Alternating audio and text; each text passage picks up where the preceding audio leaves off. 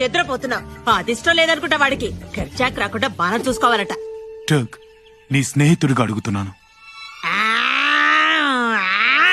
స్నేహితుడు అని బుట్టలో పడేసుకున్నావే. సరే, ఈ ఒక్కసారికి సాయం చేస్తాను, కానీ ఏ సమస్య రాకుండా నువ్వే చూసుకోవాలి. వాణ్ణి నేను చంపదే వదిలిపెట్టను. టర్క్, ఈ డ్రెస్సులో సన్నగా అందంగా ఉన్నావు. అలాగా? పుట్టినప్పుడు సన్నగా ఉన్నాను, ఈ మధ్య కొట్టొచ్చింది. ఇది వేసుకొని ఎలా నడుస్తారో ఏమో.